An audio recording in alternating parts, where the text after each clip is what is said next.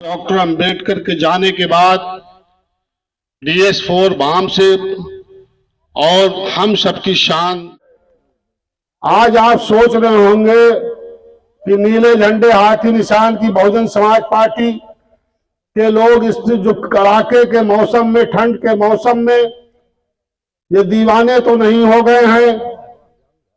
हमारे ऐसे मौसम में लोग लिहाफ और रजाइयां छोड़ के नहीं निकल रहे हैं और बहुजन समाज पार्टी के लोग गांव में मीटिंग कर रहे हैं। ये दीवाने पागल तो नहीं हो गए हैं। मैं आपसे कहना चाहता हूं, ये दीवानगी है, ये पागलपन है।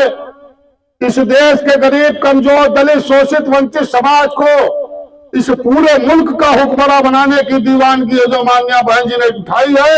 हम लोग आपके बीच में इसी दीवानगी को लेके आए हैं कि आपको इस मुल्क का हुक्मरान बनाने के लिए ये BSP party, Bahujan Samaj party रातों दिन जो तत्पर है। बाबा साहब डॉक्टर अंबेडकर ने हम लोगों को एक वोट का अधिकार दिया। एक वोट के अधिकार के साथ हम सबको बराबर बैठने का अधिकार दिया, हम सबको अच्छी पढ़ाई पढ़ने का अधिकार दिया, हम सबको पक्के मकान बनाने का अधिकार दिया। और बाबा साहब डॉक्टर अंबेडकर ने एक वोट के अधिकार देने के बाद हम लोगों को इस मुल्क का राजा बनने का भी अधिकार दिया। ऐसी सोच जो बाबा साहब डॉक्टर अंबेडकर ने हम लोगों में, भारत का जब संविधान लिखा तो हम सब गरीबों, कमजोरों, दलितों, शोषितों, वंचितों को सब कुछ दे दिया। उसी की देन थी कि राम कुमार साहब ऐसे लोग DCDF के अध्यक्ष बन गए। आपने जो इस मुल्क में बाबा साहब के न रहने के बाद जिस तरीके से मानवर साहब, जो कांशीराम जी ने हम लोगों को DS4 भाम से, बहुजन समाज पार्टी के माध्यम से हम सबको इस मुल्क का रंग से राजा बनाने के लिए हमारे मुख्य अतिथि हमारे बीच में आ गए हैं। अमरजीत जो गौतम जी, मुख्य जोनल कोऑर्डिनेटर साहब, हम लोग जोरदार उनका स्वागत, वंदन, अभिनंदन करेंगे। बहुजन समाज पार्टी जिंदाबाद, और बहुजन समाज पार्टी जिंदाबाद, माननीय बहन जी जिंदाबाद, माननीय बहन जी जिंदाबाद, अरे अमरदीप भाई जिंदाबाद, और बाबा साहब अमर रहे, बाबा साहब अमर रहे, और BSP पार्टी जिंदाबाद। परम पूज्य बाबा साहब डॉक्टर BR अम्बेडकर साहब के चरणों में भी श्रद्धा का सुमन अर्पित करते हुए युग परिवर्तक, गरीबों, मजलूमों को हक अधिकार समझाने वाले, बताने वाले, राजनीतिक चेतना पैदा करने वाले परम पूज्य मानवर श्री कांशीराम साहब के चरणों में श्रद्धा का सुमन अर्पित करते हुए आज के इस कटरा विधानसभा के असरना सेक्टर की बैठक में मुख्य साथियों, हम आपको जो दिन में हम लोग अपने दिलो दिमाग में दोनों में घर कर गया है कि ऐसे राजपाट मिलेगा। चाहत यहाँ पे जो भी बैठी हैं, कितने लोग बैठे हैं, सबकी चाहत है कि बहन जी देश की प्रधानमंत्री बने। लेकिन साथियों, आपके इस विधानसभा में लगभग 4 लाख के करीब वोट होगा। उन्हीं में से छांट के जो हमारे जुझारू साथी हैं, एक्टिव साथी हैं, उन्हीं को पदाधिकारी बनाया गया है। और अगर आप लोगों को इस जनपद में लगभग